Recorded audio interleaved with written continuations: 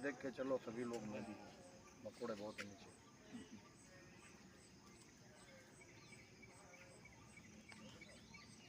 सत्य निष्ठा, धर्म, ईमानदारी और मेहनत से कमाया हुआ धन ही हमारे लिए उपयोगी होता है। अधर्म, अनीति से कमाया हुआ धन कभी शरीर को नहीं लगता है।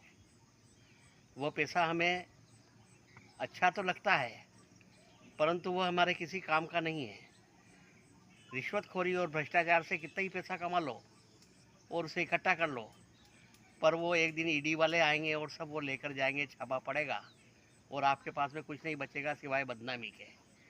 तो जो मेहनत और ईमानदारी से जो पैसा कमाया जाता है, वही आपके और आपके परिवार के लिए, आपके शरीर के लिए उपयोगी है।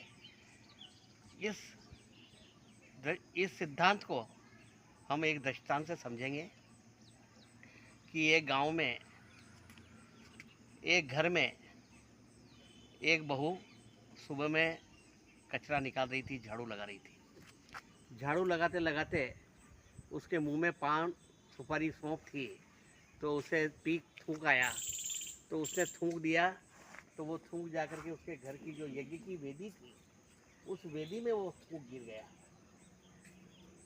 अगले दिन जब उसने देखा तो वो वेदी में उसकी थूक की जगह एक सोने की गिन्नी पड़ी हुई थी, सोना पड़ा हुआ था। तो उसने कहा, अरे मैंने इसमें थूका तो ये तो सोना हो गया।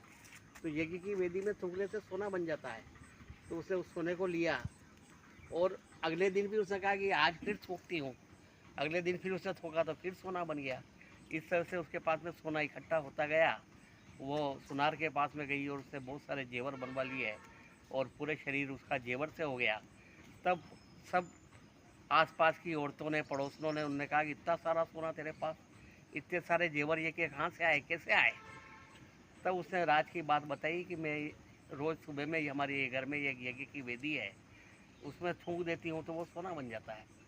तब अन्य औरतों ने भी यही काम चालू कर दिया। वे भी यज्ञ की वेदी में थूकने लगी और सोना बनाने लगी। सुनार के यहाँ जाकर के सोना इकट्ठा होता तो गहने बनवाने लगी। और इस प्रकार से सभी गांव की औरतें गहनों से लथपथ गई। एक परिवार की जो महिला थी, उसके पास में कुछ नहीं था। उसने कहा कि ये इतना सोना कहाँ से आता है? तो उन्होंने कहा यज्ञ की वेदी से थूकने से सोना बन जाता है। तो उसने कहा कि मैं मेरे पति से जब तक नहीं पूछ लूँ तब तक ये काम नहीं करूँगी। तो उसने अपने पति से पूछा तो उसने पति ने कहा कि ये धर्म के विरुद्ध है। यज्ञ की वेदी जो है वो हवन करने के लिए है, देवताओं को खुश प्रसन्न करने के लिए हवन किया जाता है, उसमें थूकना वर्जित है, ये अधर्म है। और इसमें चाहे सोना क्या, हीरे मोती कुछ भी पैदा हो तो अपने को नहीं चाहिए, हमें नहीं करना ऐसा काम। तो उसने पति ने उसकी पत्नी को मना कर दिया। तो पत्नी मन में सोच के रह गई। अब वो सोचने लगी कि मैं साध्वी स्त्री हूँ, पति का कहना मानती हूँ। एक तरफ उसका आदेश है और दूसरी तरफ ये जो आकर्षण है कि सभी महिलाएं सोने के गहने पहनी हुई है और मेरे शरीर पे एक तार भी नहीं है, मेरा गला सुना है, अंगूठी नहीं, हाथ सुने हैं, सब सुना है, तो ये मैं किस चीज़ का दंड भोग रही हूँ।